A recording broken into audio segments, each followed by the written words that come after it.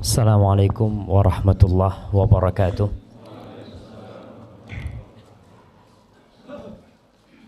Alhamdulillah alladzi waffaqana li ta'atihi wa arsyadana ila sabili rusydih. Segala puji bagi Allah Jalla Jalaluh yang telah memberikan taufik kepada kita untuk taat kepada Allah, untuk patuh kepada Sang Pencipta. Kita bisa datang ke masjid ini, mendatangi kajian, itu karena kebaikan Allah kepada kita. Kadangkala ada manusia yang merasa sudah berbuat baik kepada Allah. Ya, siap. Kayaknya dimiringin gitu. Ini buat gimana? Yang ini suara dalam. Masya Allah. Iya. Sampai mana kita jamaah?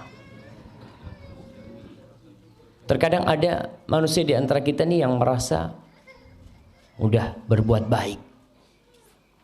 Padahal kebaikan yang dia lakukan tuh bisa dia lakukan karena Allah Jalla Jalaluh. Kita bisa sholat karena Allah memberikan taufik kepada kita bisa sholat. Kita bisa datang ke rumah Allah ini karena Allah memberikan petunjuk kepada kita. Ini hari Sabtu mungkin sebagian sibuk kerja, tapi kita milih datang ke tempat ini.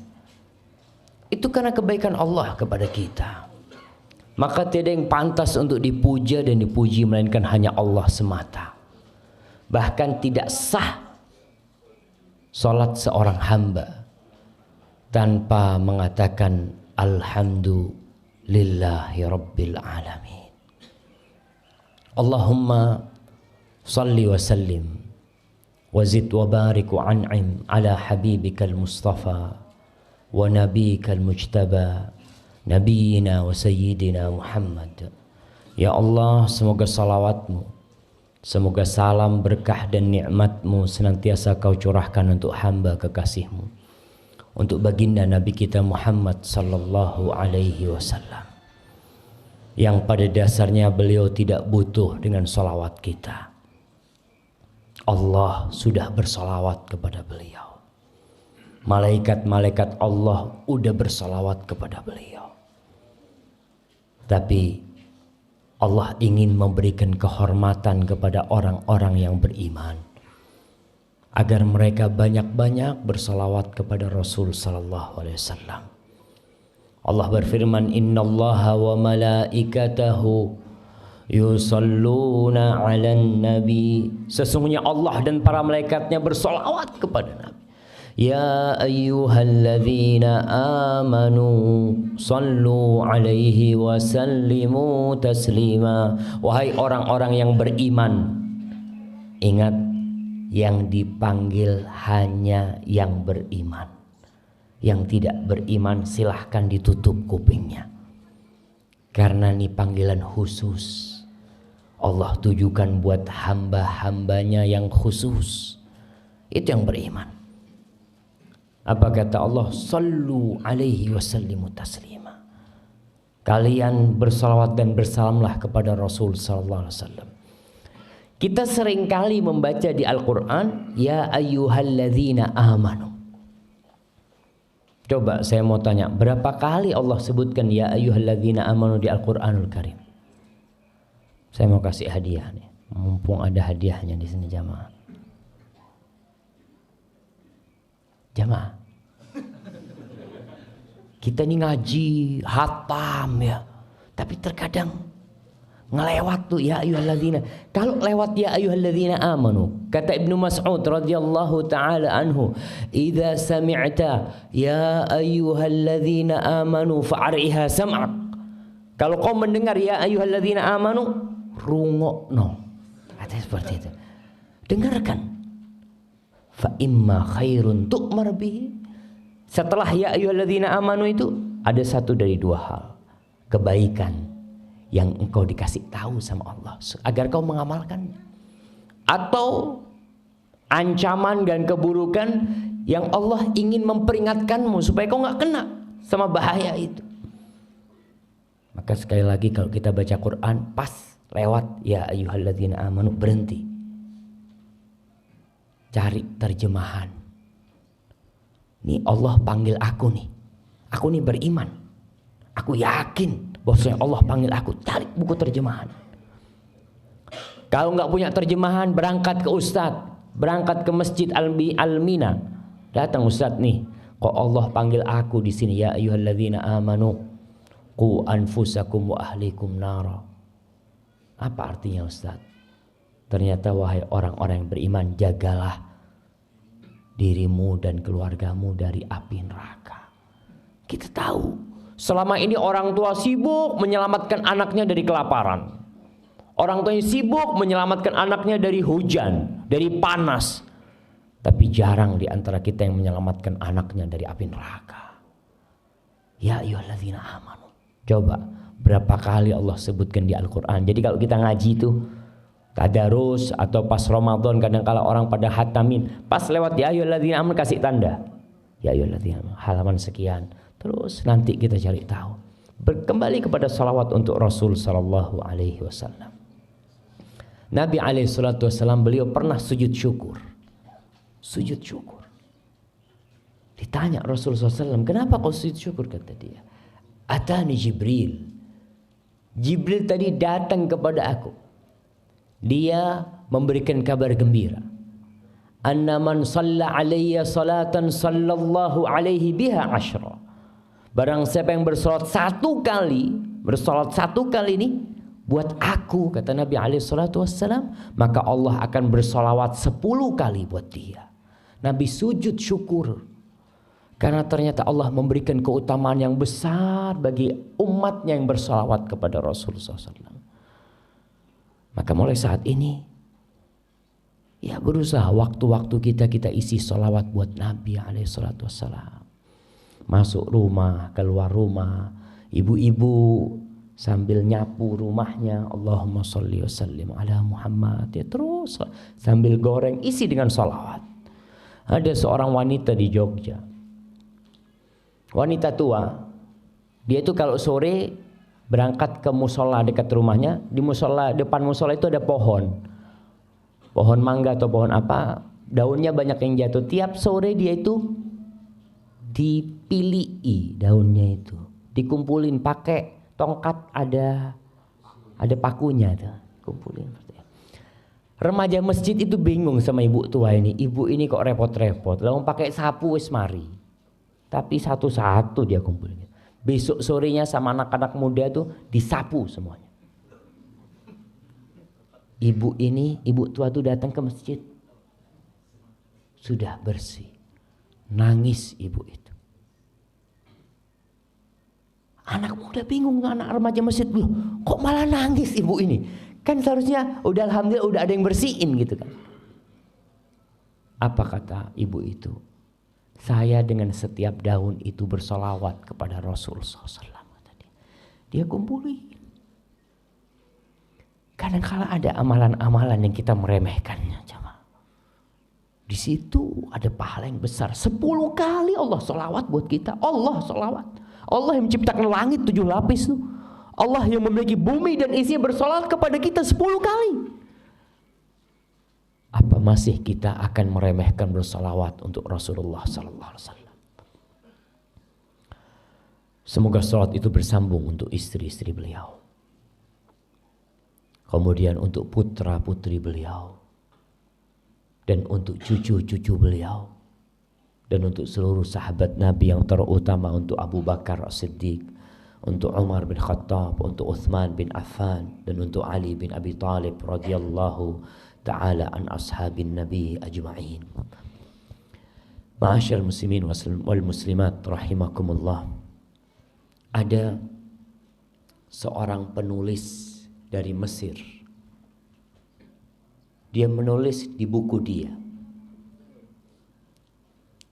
ketika umur dia 40 tahun. Ingat kalau kita bicara 40 tahun ini 40 tahun Hijriyah. Hari ini tanggal berapa? Tanggal 21. Tanggal 21 Dzulqa'dah. Dzulqa'dah itu katanya orang Jawa bulan kecepit. Hah? Apit ya, bulan Apit ya. Kalau di Jember itu bulan kecepit kata dia. Biasanya penghasilan kata mereka berkurang kata dia. Dagangan ya kalau hasilnya biasanya banyak. Betul itu terjadi karena memang Dzulqa'dah ini di antara 2 hari raya. Di antara Syawal dan Dzulhijjah. Jadi orang ngumpulin duit buat Dzulhijjah.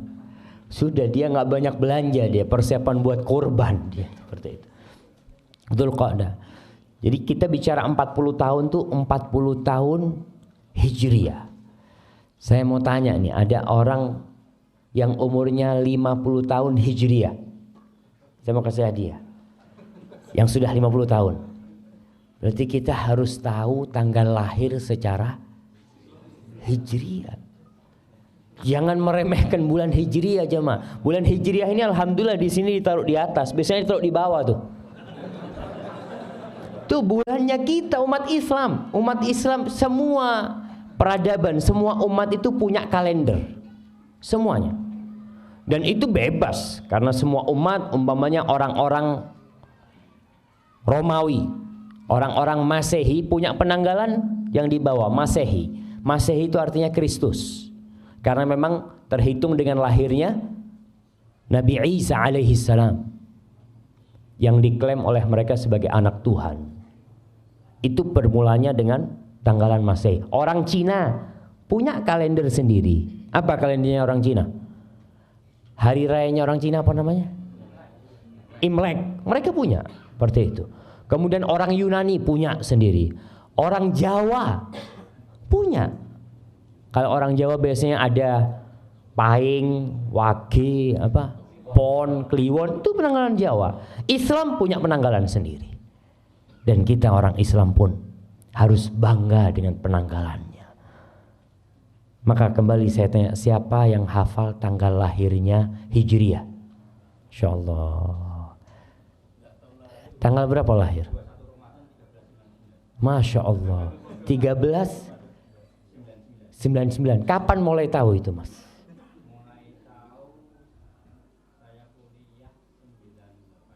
Masya Allah. Barakallahu fikum. Kasih ke beliau. Hadiah. Iya, mana di sini yang tahu tadi? Nah, 1394. Masya Allah. Mulai kapan tahu tanggal lahirnya? Baru 2 tahun yang lalu. Nah, fadhal.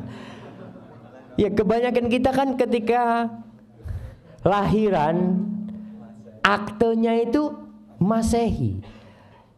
Ya sebagai umat Islam Masehi nggak apa-apa, udah kan memang negara kita pakainya Masehi. Tapi kita orang Islam nih, kita harus tahu kita pakai ditulis ketika lahiran tuh tulis Hijriahnya. Supaya kita tahu tatkala kita umur 40 tahun apa yang harus kita lakukan. Nabi kita Muhammad SAW umur berapa meninggal? 63 tahun Hijriah. Bukan Masehi, hati-hati. Kadang kalau ada orang ngomong, berapa umurnya Bapak? 63. Kayak umurnya Nabi. Loh, udah sama. Nabi itu hitungannya pakai Hijriah. Jadi Bapak ini Masehi sudah lebih dari Rasul SAW. Karena kira-kira setiap 30 tahun itu beda 1 tahun. Jadi kalau 100 tahun, Ashabul Kahfi berapa tahun di dalam gua tidur? 309 tahun pakai bulan Hijriah. Kalau hitungan Masehi mereka 300 tahun. Karena hitungan pakai bulan itu lebih cepat. Nih, sastrawan dari Mesir ini ketika umurnya 40 tahun secara Hijriah. Dia mengatakan, laqad balagtu qimmatal haram. Thumma inni bada'tu al-an fin nuzul. Wala adri hal sa'anzilu bihudu'in am tata'atharu biyat tariq fa asqut ila sabah. Ila ma'wayal akhir ila al-qabr. Kata dia, aku sudah sampai puncaknya piramid. Jadi orang umur 40 tahun dia udah sampai puncaknya piramid. Sekarang aku nih sudah mulai turun. Jadi orang kalau sampai puncaknya nggak mungkin naik lagi. Orang sampai puncaknya gunung Sampai situ dia akan turun. Kata dia, aku nggak tahu perjalanan turunku ini akan nyaman atau perjalanan turunku itu akan cepat dan aku masuk ke dalam kuburan.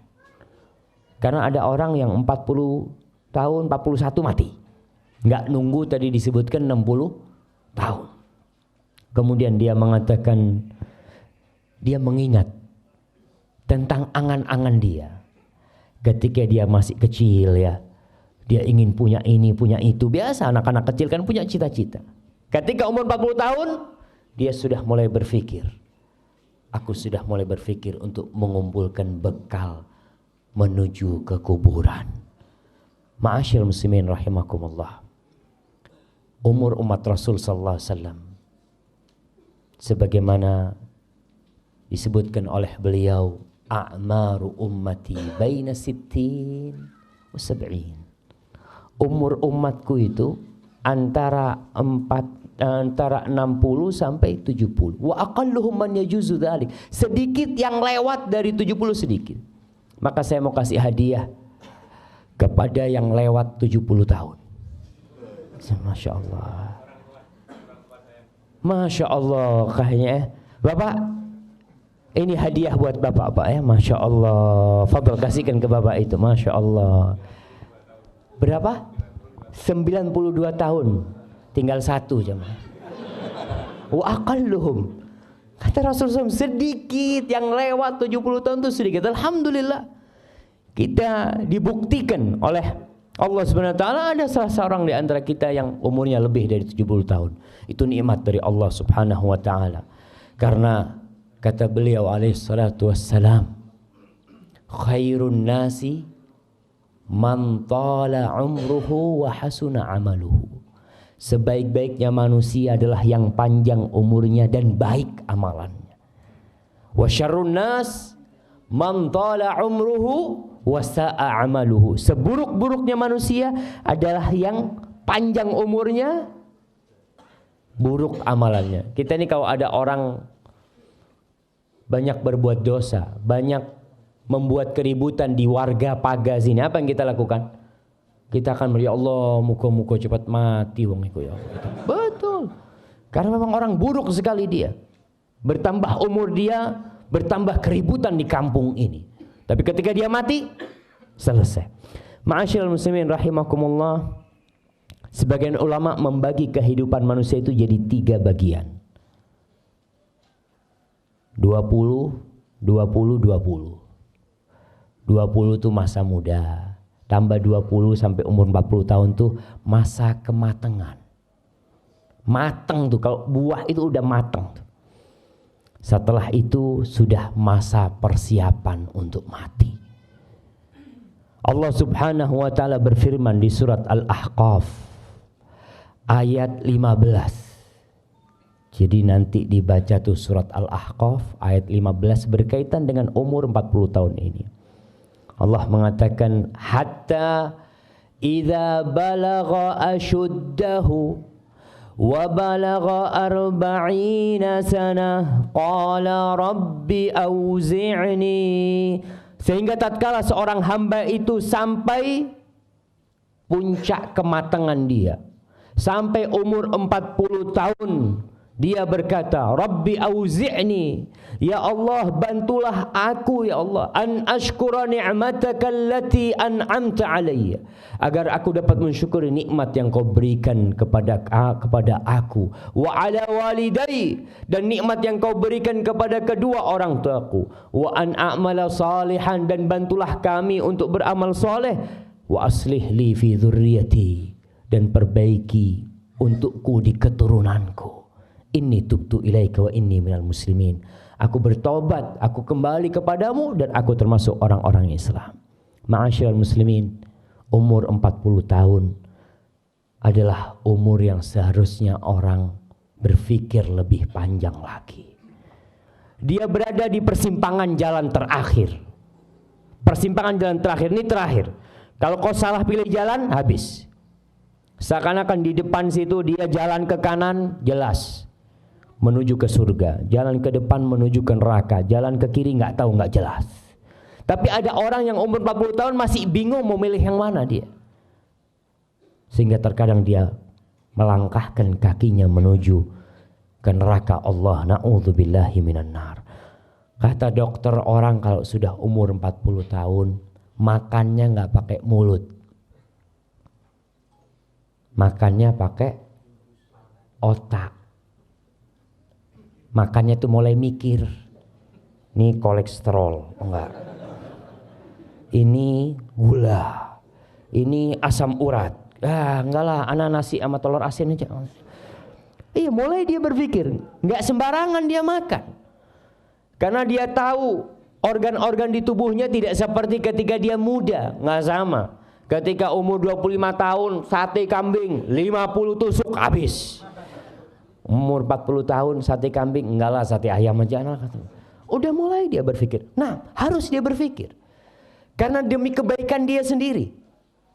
Itu nggak haram, nggak. Tapi dia ingin yang lebih baik buat dirinya. Kemudian dalam urusan agama, dia harus bersiap-siap. Sudah lewat tuh 40 tahun Allah kasih umur kepadaku. Apa yang aku lakukan selama ini? Imam Bukhari di dalam kitab sahihnya membuat bab man balagha 60 sanah faqad a'dzarallahu ilaihi fil umr. Bab berkaitan dengan orang yang umurnya 60 tahun tuh Allah telah memberikan uzur kepada dia, memberikan alasan kalau dia enggak bertobat untuk diazab kelaknya. 40 tahun lewat sampai umur 60 tahun belum tobat-tobat tuh bahaya yang seperti itu. Allah berfirman di surat Fatir ayat 37. Ini Imam Bukhari menyebutkan ayat ini. Wahum yastarikhuna fiha. Orang-orang yang berada di dalam api neraka itu menjerit, berteriak. Rabbana akhrijna, ya Allah keluarkan kami dari api neraka ini untuk apa? Na'mal salihan ghairal ladzi kunna na'mal. Agar kami bisa beramal soleh tidak seperti amalan yang dulu pernah kami amalkan. Lalu dikatakan kepada orang-orang yang masuk neraka nih, yang diazab di sana. Awalam nu'ammirkum ma yatadzakkaru fihi man tadzakkara ja'akumun nadhir. Bukankah kami sudah memberikan umur kepada kalian? Udah ditambah waktunya, udah ditambah kesempatannya, peluangnya. Para jamaah, modal kita dalam hidup ini bukan uang, umur. Kalau masalah uang, orang punya uang 1 triliun, umurnya habis, selesai. Uangnya selesai, ditinggal sama dia. Allah katakan, bukankah kami telah memberikan umur kepada kalian? Tapi sayangnya tidak ingat kecuali orang yang memiliki hati dan mengingat Allah SWT.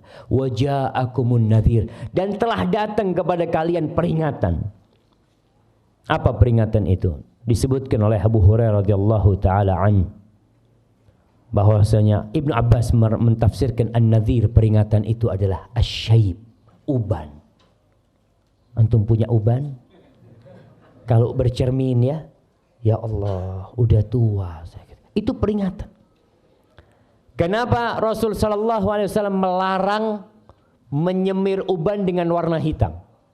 Boleh mau dirubah ubannya dengan warna merah, coklat, hijau, kuning, ya. Boleh, tapi enggak boleh dengan warna hitam. Supaya kau itu ingat, wis tuwek. Orang kalau semir hitam merasa muda gitu. Tapi ketika dia ngelihat putih, dia berasa jemaah. Anak sendiri ketika nyisir jenggot kelihatan, ya Allah, udah ada ubannya, subhanallah. Supaya sadar kalau kau itu sudah hampir waktunya. Itu peringatan dari Allah Subhanahu wa taala.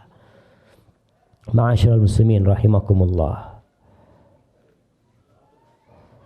Hushaim Ibnu Abdul Bar menceritakan, ada salah seorang ulama yang menyemir rambutnya dengan hitam, jenggotnya dengan hitam. Lalu didatengin sama salah seorang.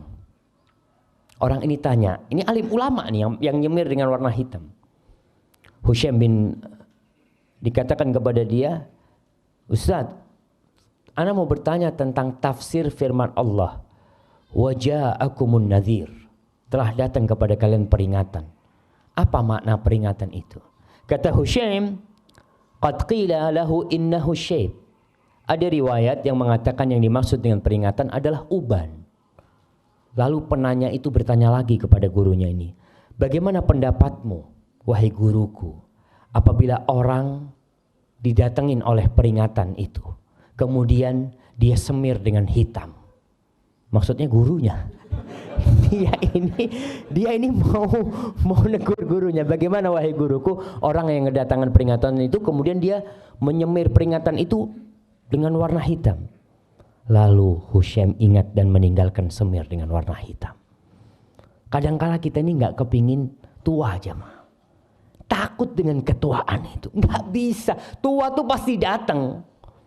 Mau kembali muda. Laita syabab ya'udu yauman. Nggak bakal balik tuh yang namanya masa muda. Ma'asyiral muslimin rahimakumullah.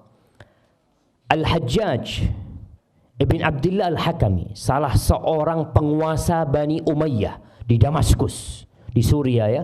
Semoga Allah memberikan kekuatan kepada saudara-saudara kita kaum muslimin yang ada di Suriah di sana dan menurunkan pertolongan mereka. Kata Hajjaj bin Abdullah Al-Hakami mengatakan, taraktul ma'asi wadh-dhunub 40 sanatan hayaan minan nas. Aku meninggalkan dosa dan kemaksiatan selama 40 tahun karena malu sama orang. Malu sama orang aku meninggalkan kemaksiatan itu. Thumma taraktuha hayaan minallah tabaraka wa ta'ala. Kemudian setelah 40 tahun aku meninggalkan dosa karena malu sama Allah subhanahu wa ta'ala.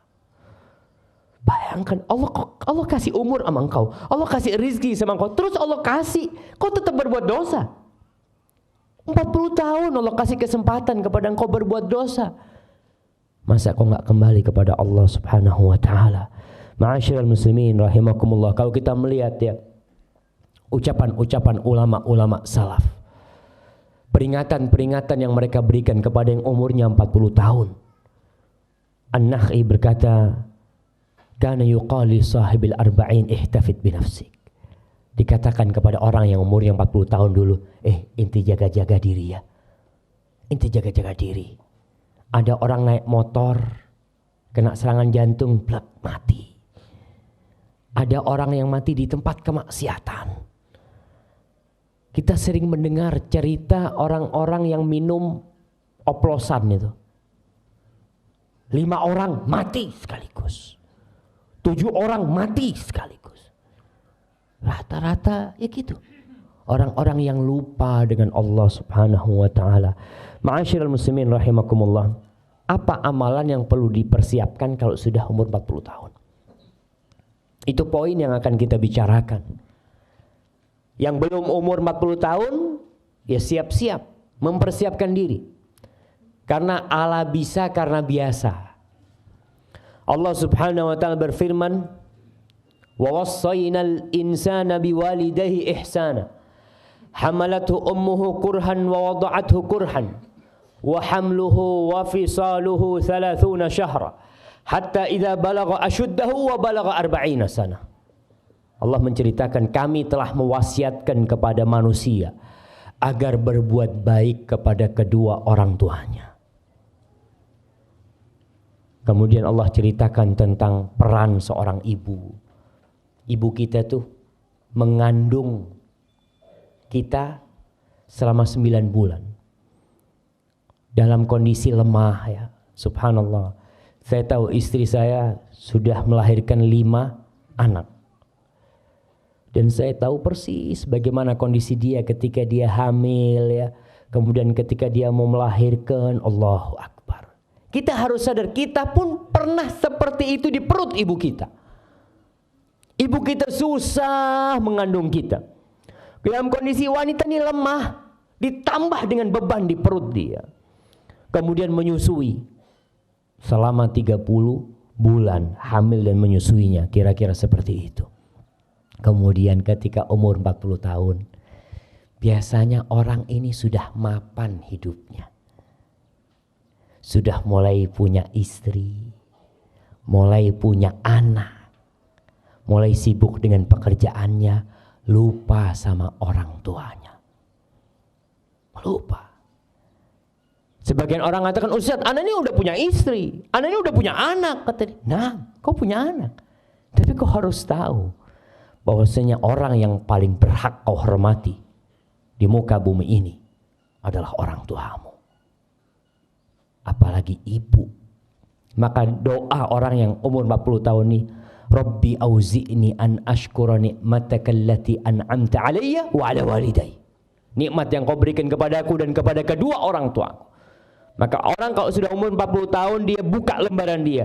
Sampai mana aku sudah berbakti kepada orang tuaku, kepada bapak ibuku. Pernah seorang sahabat datang kepada Rasul sallallahu alaihi wasallam.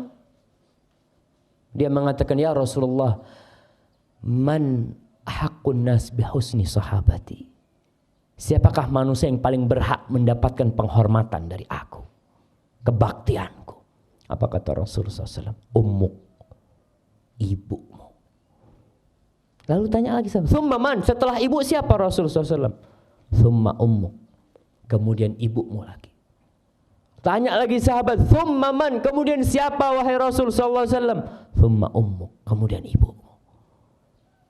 Tanya lagi yang keempat, summa abuk, baru setelah itu bapakmu. Istri di mana? Di bawah bapak. Apalagi anak-anak.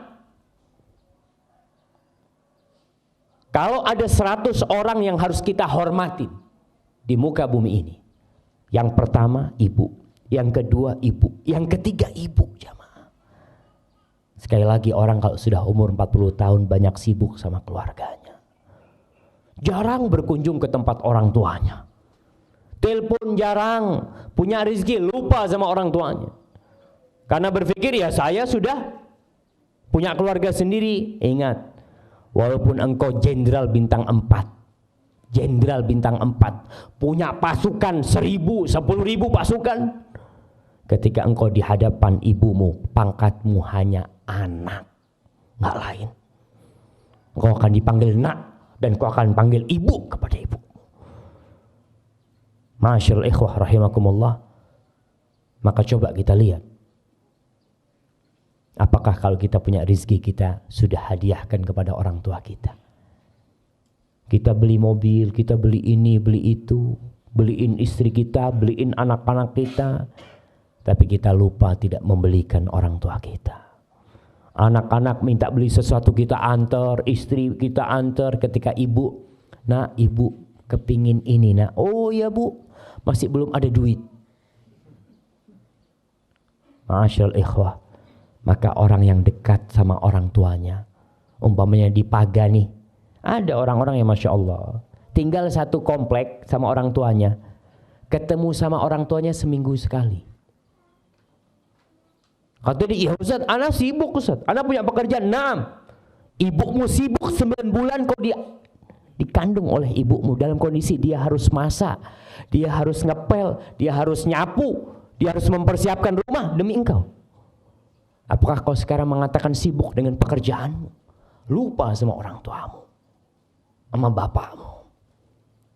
Pernah seorang sahabat nih, udah tua renta, dia datang kepada Rasulullah SAW, mengatakan, ya Rasulullah, ada anak muda yang datang. Anak muda datang kepada Nabi mengatakan, ya Rasulullah, inna abi akhadha mali. Wahai Rasulullah sallallahu alaihi wasallam, bapakku ngambil hartaku. Bapaknya ngambil harta anaknya. Akhirnya kata Rasulullah SAW, panggil bapakmu. Dipanggil bapaknya, udah tua, bapaknya datang. Kita katakan anak kalau sudah umur 40 tahun mulai mapan hidupnya sudah. Datang. Wahai orang tua, nih anakmu melaporkan kau ngambil harta anakmu. Si bapak ngomong, ya Rasulullah, apa enggak boleh aku ngambil harta dia? Apa enggak boleh aku ngambil harta dia ya Rasul? Aku yang membesarkan dia. Aku yang enggak tidur malam demi dia. Aku yang merawat dia, yang ngasih makan dia. Apa enggak boleh ya Rasulullah? Ketika dia sudah besar, ketika dia sudah memiliki harta, enggak boleh bagi aku ngambil harta dia. Tanyakan kepada dia, untuk siapa aku berikan harta dia? Subhanallah. Rasul sallallahu alaihi wasallam mengatakan kepada orang ini, anta wa maluka li abik. Kau, tubuhmu semua ini dan semua hartamu milik bapakmu. milik orang tuamu. Jadi kita terhadap orang tua kita itu jamaah, subhanallah. Mau minta apa orang tua kita kasihkan kalau kita milik. Butuh mobil, fadl Pak. Apa kalau butuh mobil? Butuh motor, fadl Pak. Kadang kita berpikir, Ustaz, ini kan buat masa depan anak-anak, subhanallah. Anak-anak tuh belum berbuat baik sama kita sama sekali. Tapi orang tua kita yang berbuat baik kepada kita sampai kita jadi orang nih, kita lupa sama dia. Maka yang punya orang tua jauh, kunjungin orang tuanya. Datang kepada mereka. Kita gak akan bisa membalas kebaikan orang tua kita. Ada seorang tabi'in yang menggendong ibunya dari Yaman. Sebagian mengatakan menggendong ibunya dari Khurasan untuk haji. Ketika tawaf dia mengatakan inni ana lahal ba'irul mudhallalu. Aku nih buat ibuku nih adalah kendaraan yang tunduk. Yang selalu dia datang kepada Ibnu Umar radhiyallahu taala anhu, wahai Ibnu Umar, kira-kira aku sudah balas enggak kebaikan ibuku? Apa dikatakan kepada dia? Wala zafratun min zafaratiha. Desahan ketika dia sakit hendak mengeluarkanmu dari perutnya, itu satu belum kau balas. Satu. Apalagi yang lainnya.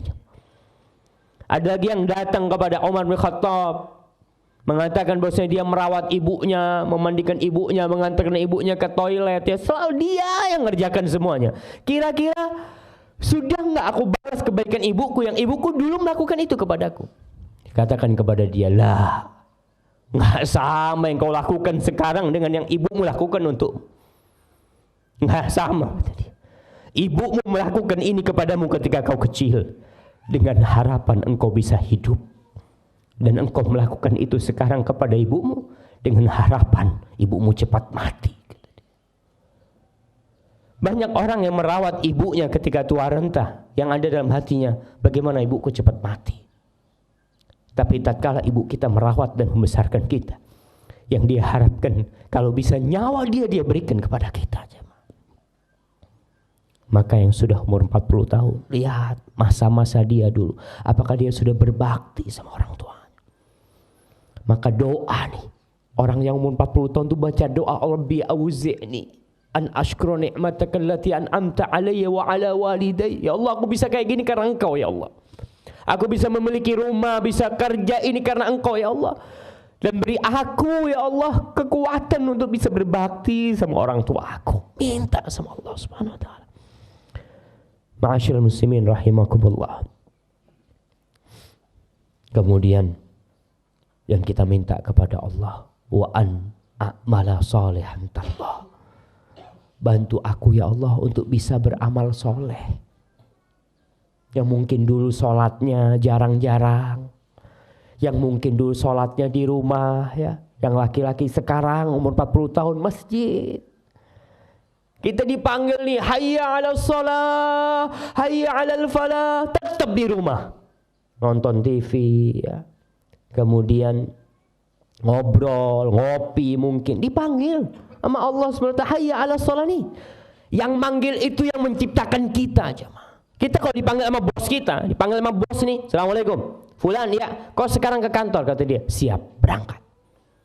Padahal kita berangkat dengan kaki pemberian Allah Subhanahu wa taala. Kita memegang HP itu dengan tangan pemberian Allah Subhanahu wa taala. Kita memandang dengan mata pemberian Allah Subhanahu wa taala. Kenapa tatkala yang memberikan semuanya kepada kita, minta kita ke rumahnya, ini rumah Allah Subhanahu wa taala, kita malas datang ke situ. Berat. Allah Akbar. Apa sih yang dicari? Kau dipanggil sama bosmu cuma digaji 3 juta, 5 juta, kau begitu bangganya.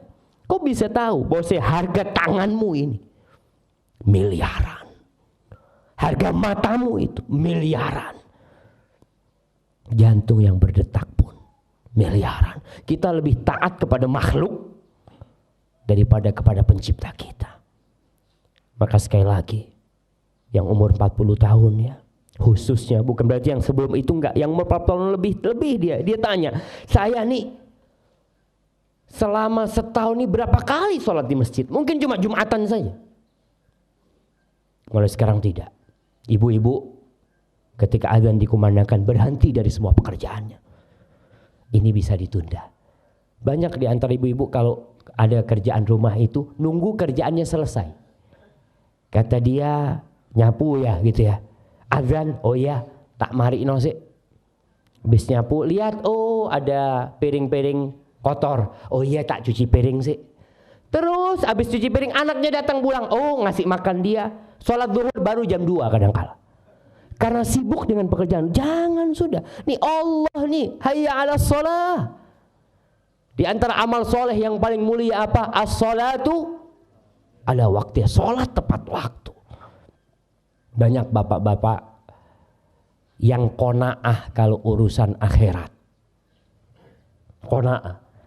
Kalau urusan dunia kita, kalau ada gaji 1 juta, mamanya nih, bapak kerja di rumah bapak, gajinya 1 juta. Tapi bapak kerja di pinggir jalan sana, buka toko, gajinya 27 juta. Milih mana? Berangkang, dia milih pinggir jalan. Nah apa pinggir jalan? 27 juta Ustaz. Tapi kenapa kalau sholat? Di rumah dapat berapa pahalanya? 1. Di masjid berapa? 27. Kita milih, ya nggak apa-apa lah Ustaz, saya milih yang 1 aja Ustaz. Subhanallah. Ma indakum yanfad wa ma indallahi baq. Yang ada di diri kalian tuh akan sirna dan habis semua. Apapun yang kalian miliki, tapi yang di sisi Allah itu yang akan kekal dan abadi. Ma'asyiral muslimin rahimakumullah. Sedekah. Kita lihat tadi ada kotak amal lewat. Iya. Lihat tuh. Ketika kotak amal lewat, kita bawa duit 1 juta ratusan sama 2.000. 1 juta ratusan sama 2.000 perak tuh. Yang mana yang ditaruh jamaah? Yang 2.000. Yang 2.000. Padahal 2.000 ini yang bakal dia jumpain. Tidak sedikit orang-orang nanti ketika hari kiamat yang dia temuin di catatan amalannya cuma 2.000-an. 2.000. Kok cuma 2.000 aja kata dia. Aku punya uang 1 miliar kok nggak ada di sini. Betul, kau tinggal uang itu. Kau tinggal uang itu. Dan seharusnya orang berpikir ketika umur 40 tahun, apa yang aku akan persiapkan? Sebagian ulama memisalkan nih, orang umur 40 tahun itu seperti orang yang berangkat umroh. Berangkat umroh berapa hari biasanya? Nah, biasanya 9 hari lah. Umumnya itu 9 hari atau 12 hari. Yang 9 hari. Ketika kita sampai sana, kita kan bawa tas, bawa koper macam-macam ya. Ke sana, hari ketiga, hari ke-6, biasanya hari ke-6, ke-7, ke-8 persiapan mau pulang. Kita sudah packing. Hati-hati. Jadi mau pulang sudah insya Allah besok. Jangan lupa barang-barangnya dipak semuanya. Ini orang bawa uang 1 miliar. Ketika sudah mulai packing bajunya ya, dia masukin semuanya. Uang 1 miliar itu ditinggal sama dia di hotel. Dia pulang ke Indonesia bawa tas. Ditanya, "Mas loh, sampean duit 1 miliarnya mana?" "Saya tinggal di Mekah." "Loh, waras sampean Mas." "Kok tinggal?" Iya. Orang kan kalau yang akan dibawa, yang dia bawa itu yang mahal, yang berharga. Tapi kenapa kita, yang kita sedekahkan mesti yang tidak berharga? Itu yang akan kita temui di catatan amal kebajikan kita. Ketika dihitung-hitung semua nggak akan ada tuh 1 miliar tuh. Yang ada 2.000, 3.000, 100, 500. Yang 1 juta, 2 juta nggak ada. Nggak dia masukkan ke sana. Maka ma'asyiral muslimin, Allah subhanahu wa ta'ala mengingatkan kepada kita, la tulhikum amwalukum wala auladukum an dzikrillah. Jangan terlenakan harta kalian dan anak-anak kalian dari zikrullah. Salah satu amalan yang harus dilakukan orang yang umur 40 tahun, sedekah. Banyak-banyak sedekah. Punya rumah 5, 1 sedekahkan. Enggak dilarang, kita kaya itu enggak dilarang, jemaah enggak. Kita mau punya rumah 5, punya rumah 7, punya perusahaan 3, punya mobil 10. Nggak dilarang untuk kaya itu. Tapi ingat, yang kau mau bawa itu yang mana? Allah Subhanahu wa ta'ala mengatakan, Alhaakumut takatsur hatta zurtumul maqabir. Kalian disibukkan dengan banyak-banyakan harta itu sampai mati akhirnya. Nggak ada yang dibawa sama kalian. Rasul sallallahu alaihi wasallam mengatakan, yadba'ul mayyit thalath. Ada 3 yang akan mengantarkan kita ke kuburan. 3. Kalau orang mati itu 3 akan ikut ke kuburan. Yang pertama, maluhu wa ahluhu wa amaluhu. Mal, harta dia. Harta itu akan ikut ke kuburan. Kalau orang kaya biasanya yang ngantarkan ke kuburan banyak apa sedikit? Banyak. Kalau orang terkenal, artis yang ngantarkan ke kuburan banyak apa sedikit? Banyak. Ahlu, keluarganya ikut semua ke kuburan. Dan bersama amalnya juga ikut ke kuburan. Yarji'ul ithnan wa yabqa wahid. Harta dan keluarganya akan pulang. Pulang mah. Semuanya pulang. Sampai anak yang mencintai orang tuanya. Kalau kita punya anak berbakti sama kita, ketika kita mati, kita akan dimasukkan ke kuburan, diinjak-injak di kuburan, ditinggal sama anak kita. Ditinggal. Nggak akan ada anak yang menemani orang tuanya di kuburan. Terus bersama siapa kita? Cuma bersama amal kita. Rumah yang kita bangunkan besar, nggak kita bawa. Mobil mewah yang kita beli, sawah-sawah yang berhektar-hektar kita miliki, nggak ada yang dibawa. Maka kita kalau sudah umur 40 tahun minta wa an a'mala sholihan, ya Allah. Bantu aku agar aku bisa beramal soleh, ya Allah. Yang nggak pernah sholat sunnah, tambah sholat sunnahnya. Karena mungkin dulu sebelum 40 tahun banyak sholat-sholat kita yang kurang benar. Yang pertama dihisab pada hari kiamat apa? Sholat. Kalau sholatnya benar, semua amalnya benar. Kalau sholatnya kurang, akan disempurnakan dengan sholat-sholat sunnah. Waktunya kita mau perbanyak sholat sunnah. Kemudian puasa sunnah. Mungkin dulu kita pernah nggak puasa, kita pernah badung dulu, pernah nggak benar ya dengan puasa itu. Wa aslih li fi dzurriyyati. Kemudian kita berdoa nih orang yang umur 40 tahun, ya Allah perbaiki aku di anak keturunanku. Karena terus terang anak itu juga termasuk penyambung amal kita. Bapak-bapak kepingin punya anak berapa? Yang banyak kalau punya anak.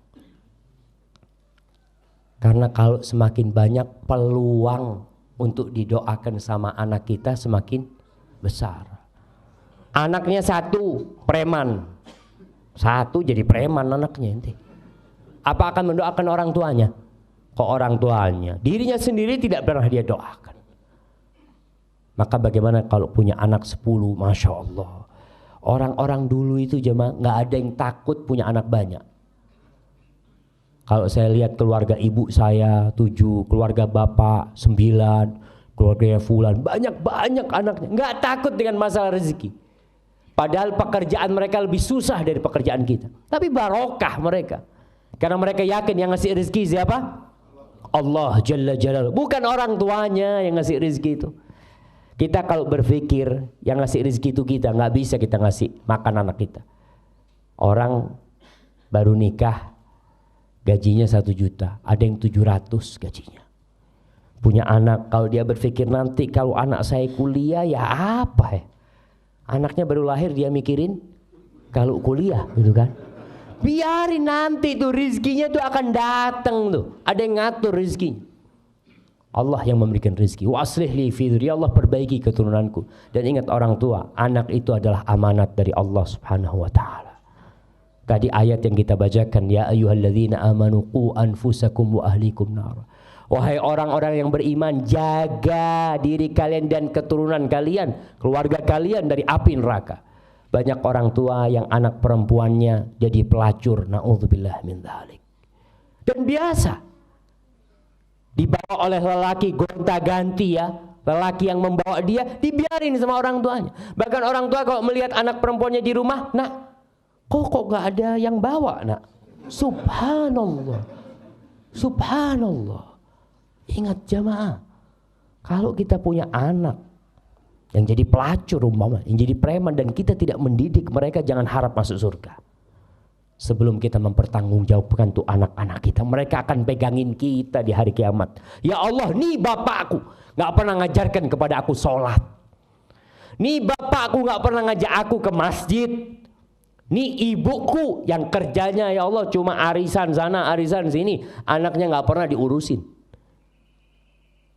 Maka hati-hati, kita minta sama Allah supaya keturunan-keturunan kita diperbaiki. Jadi anak-anak yang soleh dan benar. Inni tubtu ilaik. Ya Allah, aku bertobat kepadamu. Aku kembali kepadamu ya Allah. Atas segala dosa-dosa yang kita lakukan. Ya waktunya taubat sudah. Ma'asyiral muslimin rahimakumullah. Kalau anak muda berbuat dosa, itu masih lumrah, tapi tetap dosa ya. Jangan dikatakan lumrah, oh berarti gak apa-apa, tetap dosa.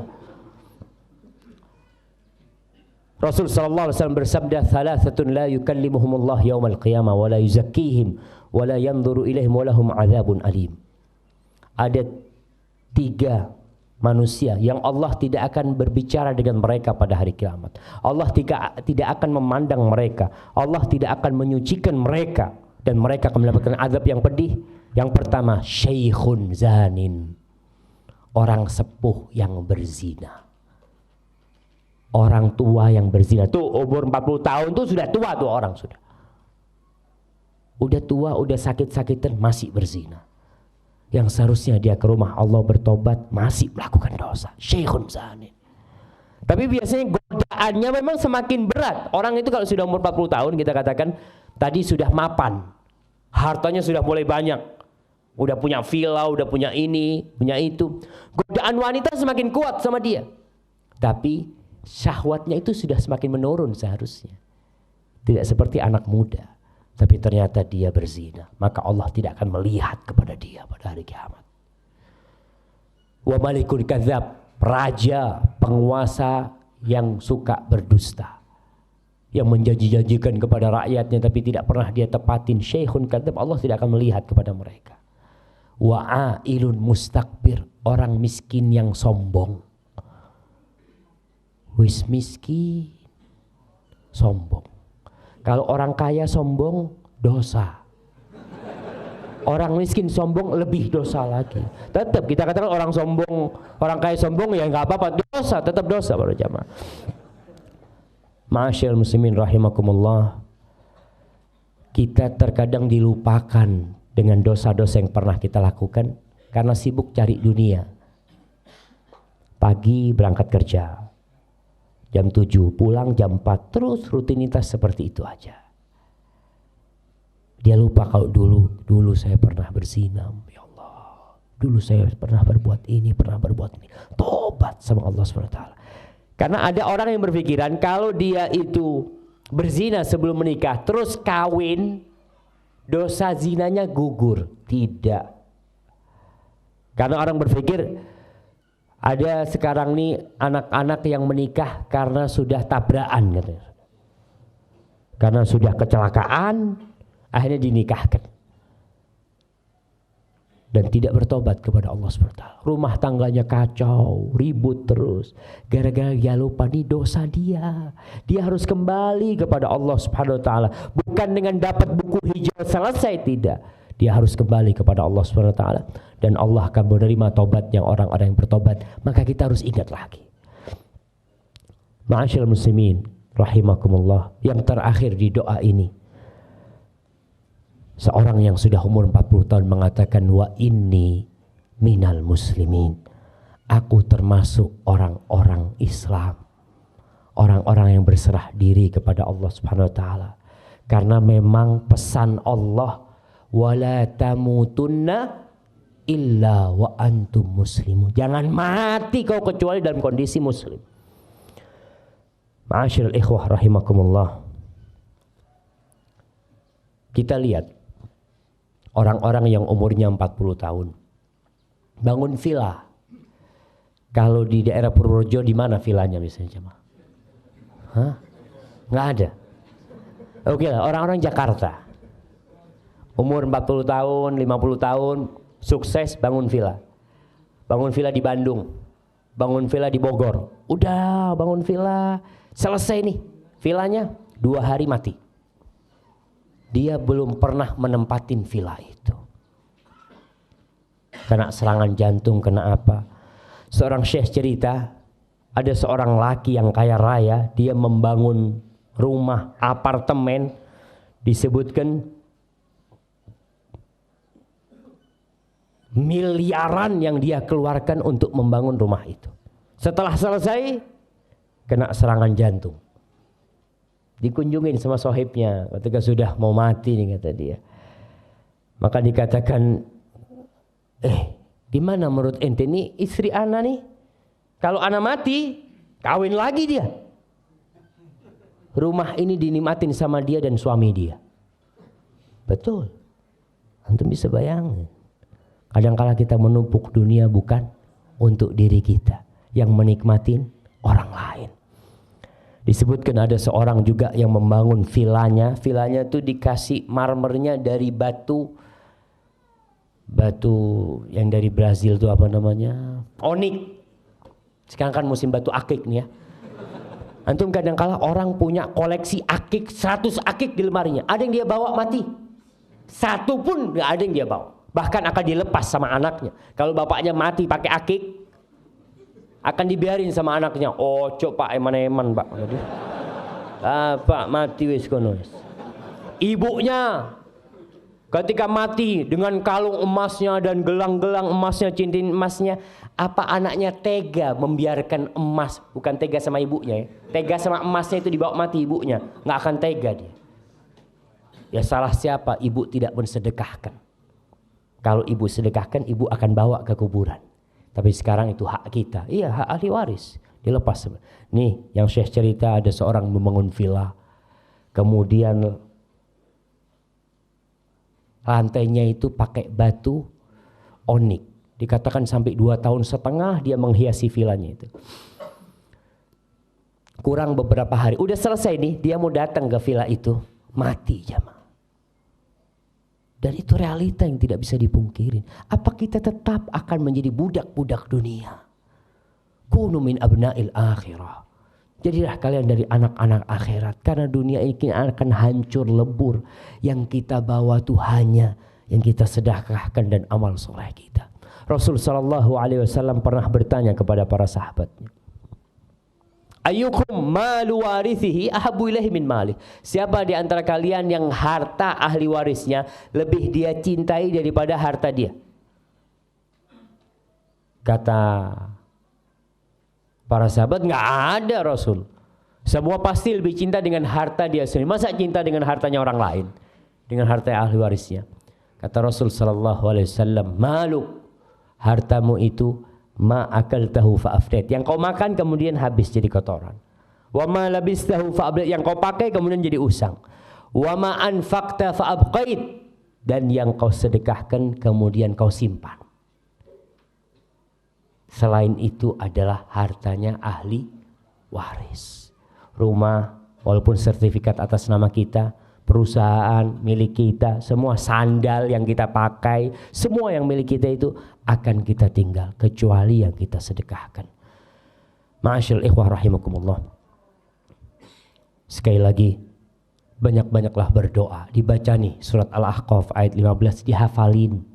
Sering-sering kita baca, Rabbi auzi'ni an ashkura ni'mataka allati an'amta alayya wa ala walidayya wa an a'mala salihan tardaha wa aslih li fi dhurriyyati inni tubtu ilaika wa inni minal muslimin.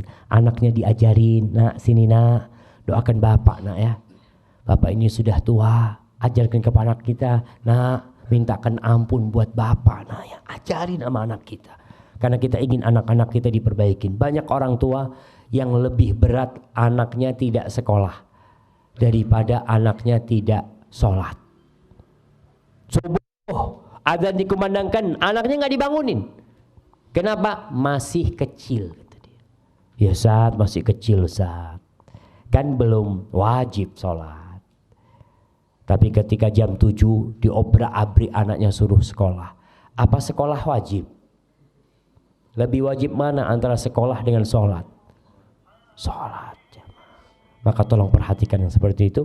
Hadza wallahu a'lam bishawab. Itu yang bisa kita kaji pada kesempatan kali ini. Dan pada penghujung acara ini saya sampaikan nasihat dari Abu Darda radhiyallahu taala anhu. Istrinya Ummu Darda pernah meminta sesuatu kepada Abu Darda. Ya, namanya perempuan kadang-kala dia minta yang neko-neko. Banyak istri itu mintanya yang macam-macam gitu kan. Akhirnya Abu Darda mengatakan kepada istrinya, tasabbari. Fa inna amamana aqabatan ka'udan la yujawizuha illa akhafun nasi himlan.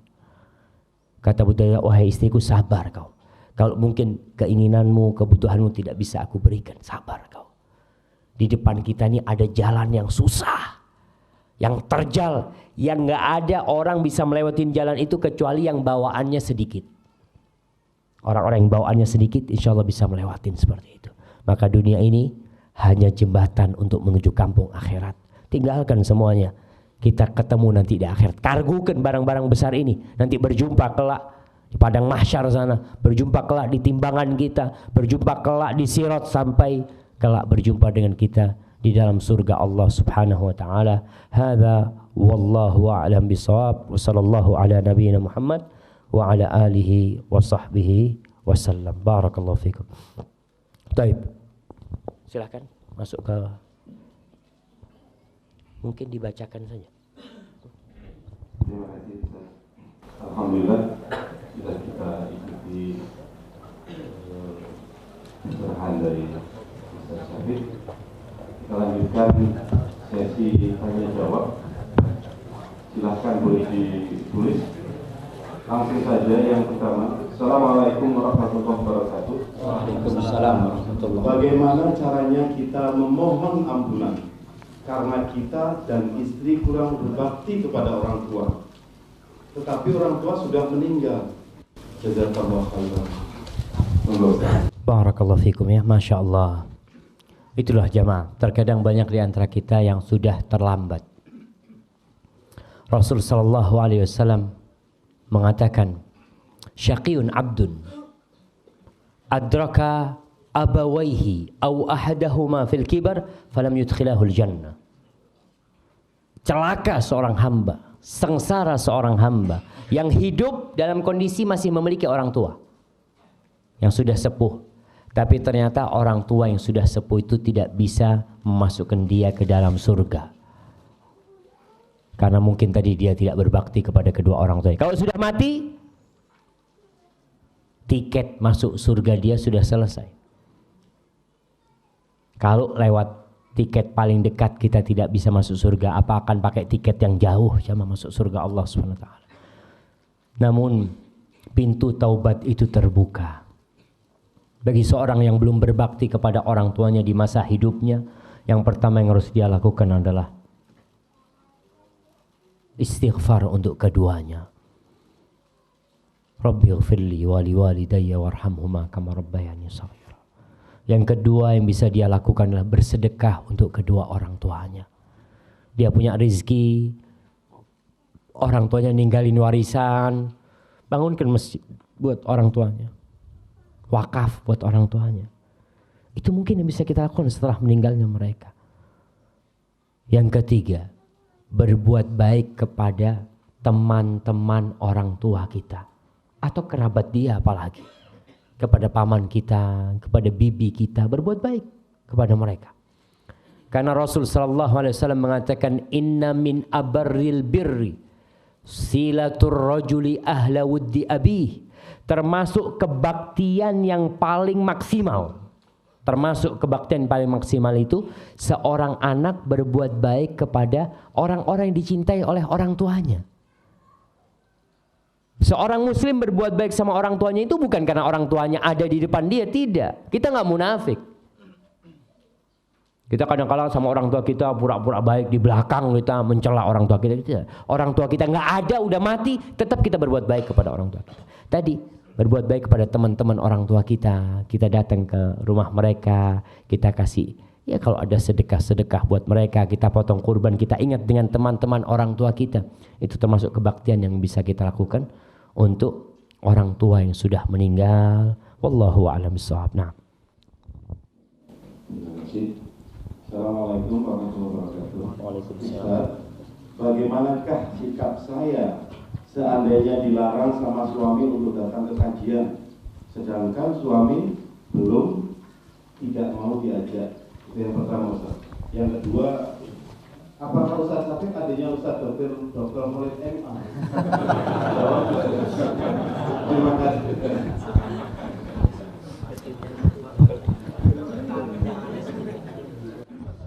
Iya, bismillah. Berkaitan dengan bagaimana seorang istri yang dilarang oleh suami untuk datang ke pengajian. Para suami harus tahu bahwa perempuan-perempuan itu, walaupun mereka ada di bawah kekuasaan seorang lelaki sebagai suami, mereka tetap adalah hamba-hamba Allah. Rasul sallallahu alaihi wasallam mengatakan kepada para suami, la tamna'u ima Allah masajid Allah. Jangan kalian larang wanita-wanita hamba-hamba Allah itu untuk datang ke masjid-masjid Allah, ke rumah-rumah Allah. Nggak boleh suami melarang istrinya ke rumah Allah subhanahu wa ta'ala, nggak boleh. Itu suatu perbuatan dosa tatkala dia melarang istrinya ke rumah Allah. Istri mau sholat ke masjid, memang wanita lebih baik sholat di mana? Di rumah. Tapi kalau istrinya mau ke masjid, boleh suami melarang? Nggak boleh. Mengatakan, bang, aku kepingin sholat subuh di masjid. Apa yang bisa dia lakukan? Ya tafadhali. Itu hakmu untuk ke rumah Allah. Tapi tetap harus izin kepada suami. Karena jangan sampai suami pulang, istrinya hilang gitu kan. Mana istriku, nggak ada. Padahal istrinya ada di masjid. Bagaimana posisi istri yang dilarang datang kajian? Ya berusaha untuk mengambil hati suaminya, ya. Jangan sampai pengajian itu kan dalam artian nggak harus di masjid. Bisa jadi kita dapat kajian lewat radio, lewat apa, ya, lewat TV, atau kita bisa baca buku. Tapi tetap kalau untuk keluar rumah izin sama semua suaminya. Doakan suaminya mudah-mudahan terbuka pintu hatinya sehingga mengizinkan dia untuk datang ke rumah Allah SWT.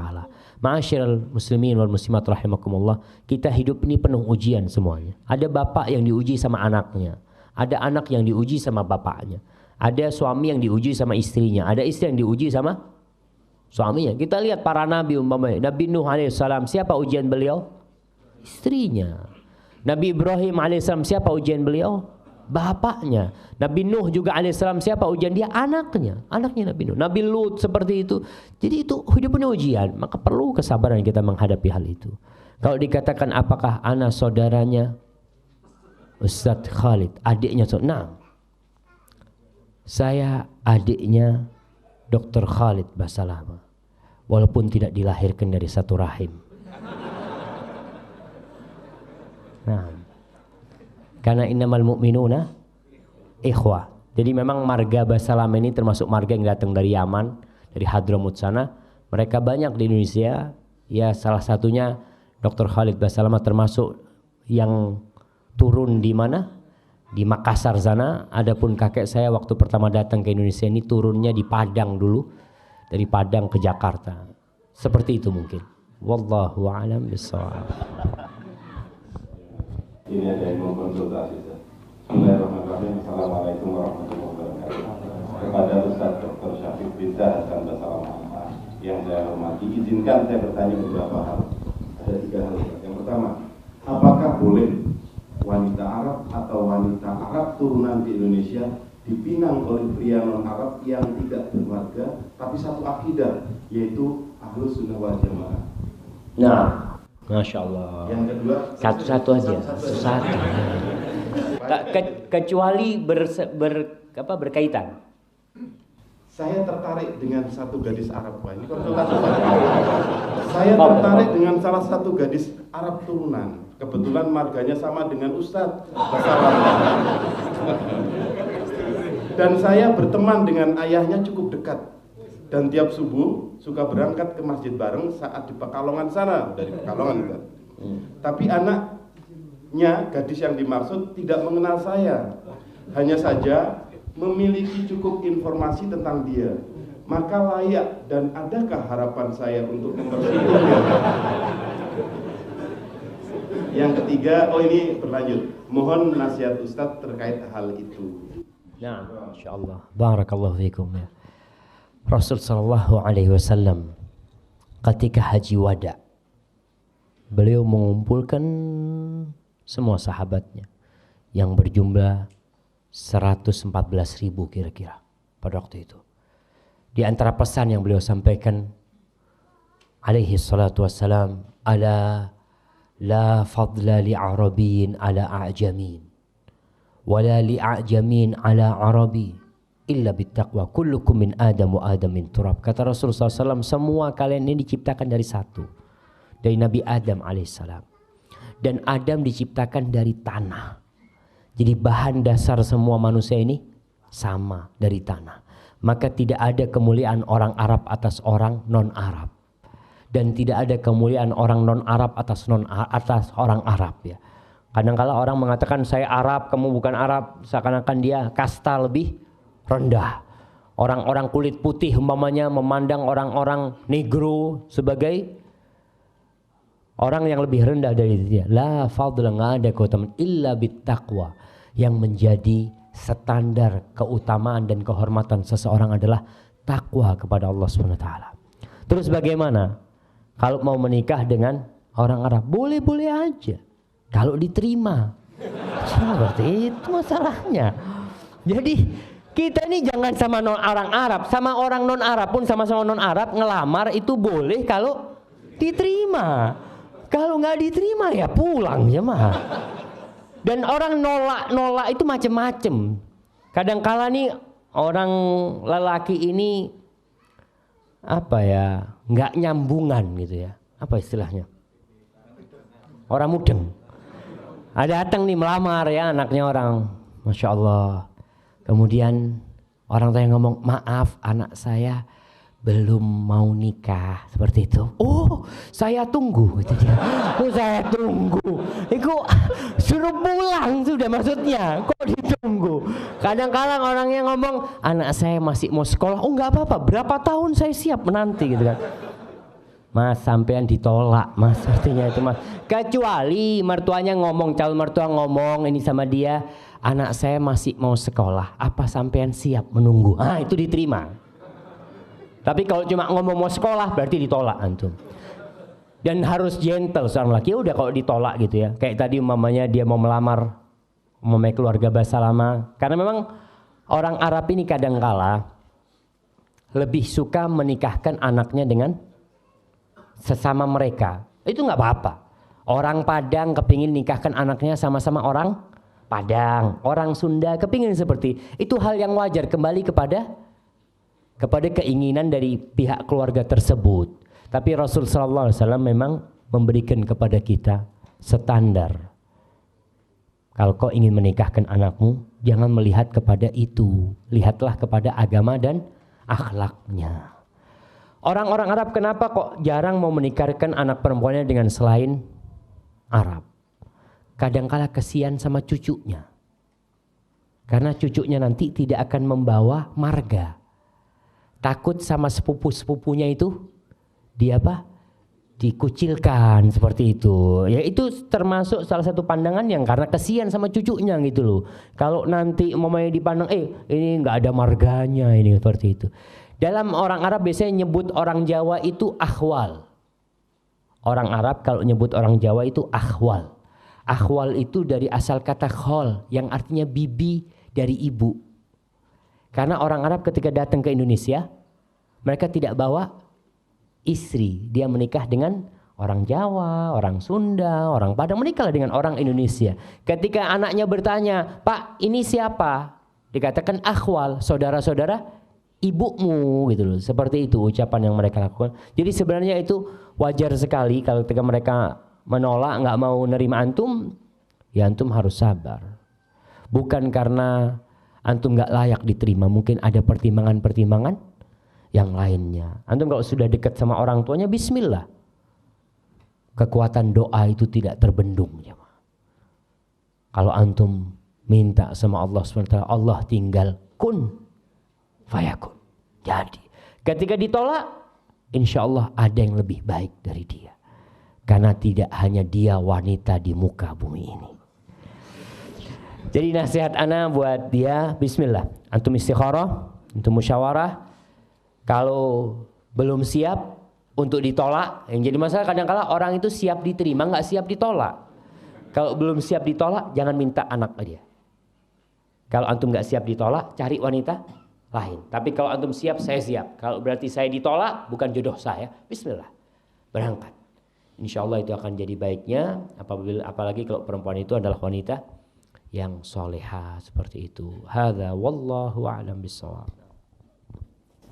Jika ada seorang suami melakukan perzinahan dengan istri orang lain, lalu orang lain tersebut menceraikannya, apakah laki-laki ini boleh menikahi wanita tersebut yang telah diceraikan?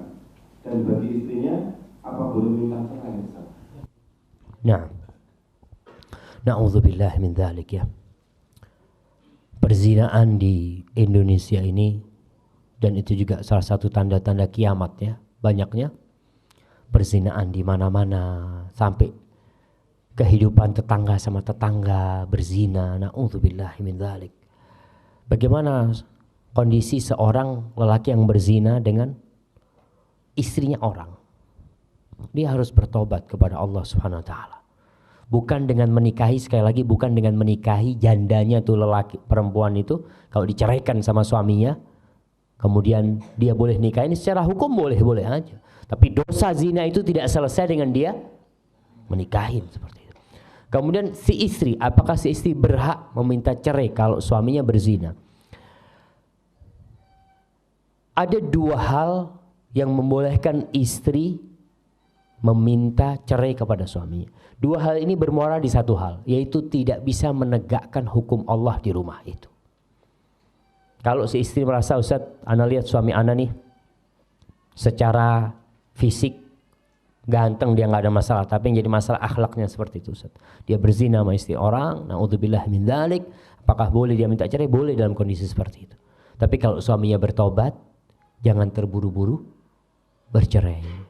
Kadang-kala kita melihat kepada anak-anak kita, kepada keluarga kita, kalau suaminya bertaubat. Tapi kalau suaminya tidak bertobat, di kampung ini banyak ya, di desa-desa itu, dia kalau suaminya berzina nggak apa-apa, asalkan jangan kawin lagi.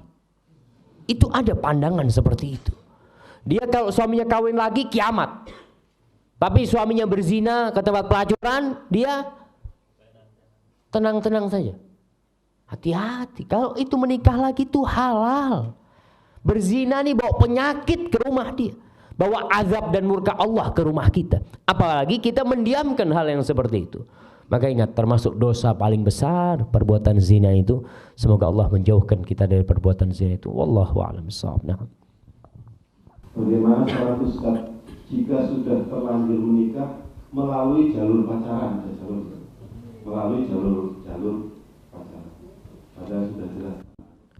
Nah ya, berkaitan dengan pacaran. Apa sih pacaran itu jemaah? Kayaknya nggak perlu didefinisikan pacaran itu. Orang kenal sama perempuan di jalan, kenalan, salaman, setelah itu duduk bareng, lalu jalan-jalan, lalu masuk hotel, lalu nanti ngelamar, menikah. Itu termasuk dimurkain oleh Allah Subhanahu wa taala. Nyentuh perempuan yang bukan mahramnya, boleh apa nggak boleh? Nggak boleh jemaah. Anaknya orang nih, jangan sembarang-sembarang kau sentuh. Memandang wanita yang bukan mahramnya. Apa kata Allah Subhanahu wa taala? Wa qul lil mu'minin yaghuddu min absarihim. Katakan kepada orang-orang yang beriman hendaklah dia menundukkan pandangan mereka. Rasul sallallahu alaihi wasallam itu ketika berbaiat dengan wanita-wanita, beliau tidak membaiat dengan tangan beliau. Kalau lelaki-laki itu datang masuk Islam, berjanji sama Nabi, salaman Nabi sama mereka. Karena lelaki, tapi kalau perempuan, Nabi enggak. Sekarang di Indonesia ini salaman, cipika, na'udzubillah min dzalik, acara di televisi, tidak tahu saya kapan pernah melihat acara itu. ada ketemu fans, artis laki ketemu sama fan perempuan. Itu fan perempuannya dipegang, dipeluk. Na'udzubillah. Muslim. Kalau kafir fadl nggak apa-apa. Kau tuh orang Islam, kau harus tahu hukum sebagai seorang Muslim. Kau tuh hamba Allah, budaknya Allah kau itu. Maka kalau tadi sudah kadung pacaran dan kemudian menikah, banyak-banyak istighfar atas dosa yang pernah dia lakukan. Dan orang tua harus carikan menantu yang baik, ya, harus carikan suami yang baik buat anaknya supaya anaknya hidup berbahagia kelaknya. Hadza wallahu a'lam bissawab. Nah. Mana yang harus didahulukan, Ustaz? Ukhuwah Islamiyah, ukhuwah wataniyah, ukhuwah basyariyah? Masyaallah. Jadi memang kalau kita melihat ukhuwah ini ada macam-macam. Yang pertama tadi disebutkan ada ukhuwah insaniyah, sama-sama manusia. Ya memanglah kita sama-sama manusia. Kemudian ukhuwah qaumiyah, mungkin sekarang disebut wataniyah, saudara satu qabilah, satu suku, satu negara. Dan ada ukhuwah Islamiyah. Mana yang harus didahulukan? Ingat bahwa semua persaudaraan yang tidak dibangun di atas ketakwaan kepada Allah Subhanahu wa taala itu akan sirna dan musnah nantinya. Kita satu kerabat, satu nasab, satu darah, tapi kalau tidak dibangun persaudaraan kita di atas iman kepada Allah Subhanahu wa taala, maka tidak akan ada artinya. Ukhuwah Islamiyah itu yang pertama. Tapi kita hidup umpamanya seperti di Indonesia. Kita di Indonesia ada orang kafir, tetangga kita non muslim, ya kita punya kewajiban menghormati dia. Rasul sallallahu alaihi wasallam ketika hidup di kota Madinah, beliau berdampingan dengan orang-orang Yahudi dan Rasul menghargai mereka. Selama mereka tidak berbuat kejahatan, Nabi membiarkan mereka. Dan itu perintah dari Allah Subhanahu wa taala agar kita berbuat baik. Innallaha ya'muru bil adli wal ihsan, berbuat baik kepada semuanya. Kepada binatang pun kita berbuat baik kepada mereka. Tapi tidak sampai melampaui batas-batas. Kadang-kadang toleransi di negeri kita ini melampaui batas. Contohnya urusan agama. Natalan umpamanya, Natal. Boleh nggak kita mengucapkan Natal kepada tetangga kita yang non muslim? Kita bantu dia, kita bangunin rumah dia. Dia sakit kita bawa ke dokter, kita punya rezeki kita bagi, itu boleh. Itu urusan sosial. Tapi urusan agama, lakum dinukum waliyadin. Ini urusan ibadah, ini sudah. Dia merayakan hari kelahiran Tuhan. Ketika kita datang mengatakan itu berarti kita ikut melestarikan hal itu, tidak. Jadi kalau nanti mungkin kita punya, kadang-kadang banyak pertanyaan, Ustaz, bos ana nih non muslim Ustaz, kata dia. Dia kalau lebaran mengucapkan selamat hari raya. Kalau Natalan gimana Ustaz? Kalau saya nggak mengucapkan nggak enak. Ya ucapkan sama dia, datang ke tempat dia. Bos, lakum dinukum waliyadin, bos. Nah, supaya tahu memang lakum dinukum waliyadin. Berarti bosnya, oh ya terima kasih gitu kan bosnya.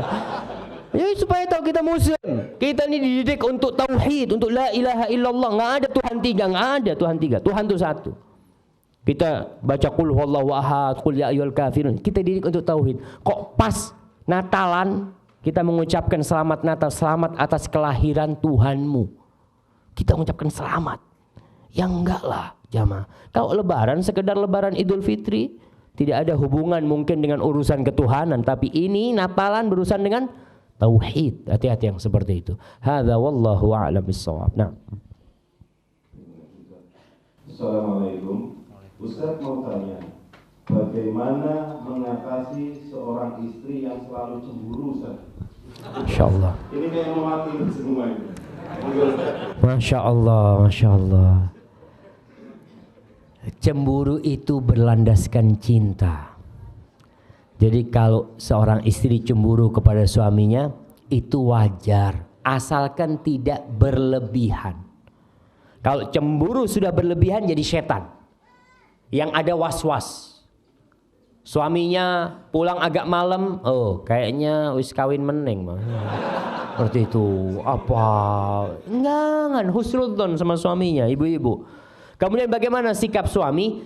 Suami ketika mendapati istrinya pencemburu, dia hargai kecemburuan istrinya, diarahkan kepada yang lebih baik. Jadi masalah kadang-kala istri ini cemburu sama keluarga suami. Cemburu sama adiknya suami, cemburu sama ibunya suami, itu lebih berat lagi. Itu bukan cemburu, yang ada itu namanya hasud, iri dengki. Ketika suami ngasih kepada ibunya, apa kata istri? Kok enak ibu dikasih terus? Allahu Akbar. Tuh ibu, suami itu yang melahirkan suamimu. Suamimu bisa kayak gini gara-gara ibunya. Jadi bapak ketika menghadapi kecemburuan suaminya, ya dijelaskan. Harus dibuka. Kemudian ibu-ibu juga dikasih nasihat. Tidak suka mencurigai suaminya. HP suaminya dibukain ya. Suaminya lagi masuk kamar mandi diambil. Dompet suaminya dibuka. Mungkin ada apa macam-macam. Itu termasuk perbuatan yang tidak hak ya. Karena hal itu akan membuat rumah tangga jadi kacau akhirnya nantinya. Tapi kalau memang sudah ada bukti, umpamanya suaminya berbuat yang tidak benar, dinasehati, ngobrol sama suaminya dengan cara yang baik. Dan kalau mau ngasih nasihat suami ibu-ibu, jangan menggurui. Karena suami-suami di sini nggak suka diguruin. Iya, lelaki itu egois tuh. Jangan kalau suaminya punya salah, baru datang kerja, Mas, sini Mas, duduk sini. Ada yang ingin saya sampaikan. Nggak seperti itu kalau mau ngomong sama suami ya. Udah bikinin teh macem-macem, ambil dipijetin ya. Mas boleh saya ngomong Mas? Dengar tuh suaminya tuh. Iya ada apa dik? Baru kasih nasihat. Insya Allah dengar seperti itu. Hadza wallahu a'lam bishawab. Ini kayaknya sudah waktunya nih. Terakhir. Nah. Ada beberapa pertanyaan yang memang agak sama ya Ustaz ya. Ya. Ini kayaknya Assalamualaikum Ustaz. Waalaikumsalam. Tanya, adakah tuntunan untuk sholat sunnah tasbih? Bolehkah kita melaksanakannya? Mohon penjelasan. Nah, berkaitan dengan sholat sunnah tasbih. Ada beberapa hadis yang diriwayatkan dari beberapa sahabat tentang sholat sunnah tasbih. Sebagian ulama mensahihkan hadisnya. Di antara yang mensahihkan umpamanya Syekh Albani rahimahullahu ta'ala, sehingga sholat sunnah tasbih bisa diamalkan berdasarkan hadis itu. Tapi sebagian ulama memandang hadisnya itu lemah. Karena tidak ada riwayat dari Rasulullah SAW beliau mengamalkannya. Dalam kondisi seperti ini, maka saya melihat kita harus berlapang dada. Ketika ada yang mengatakan saya mau sholat sunnah tasbih Ustaz. Ya monggo, tafadhol. Karena memang hadisnya disahihkan oleh para ulama. Tapi umumnya saya beranggapan hadisnya itu lemah Ustaz. Karena ulama-ulama menjelaskan hadisnya itu lemah. Ya silahkan, jangan dilaksanakan ketika menghadapi seperti itu. Karena memang kondisinya hadisnya itu berada di tengah. Bisa jadi sahih, bisa jadi dhaif. Bisa jadi hasan, bisa jadi dhaif. Dan kita yang ingin mengamalkan fadhol. Cuma pengamalannya sholat sunnah tasbih itu tidak harus berjamaah. Kadang-kala ada orang yang sholat tasbih kalau berjamaah baru sholat. Enggak, ya udah sholat di rumah.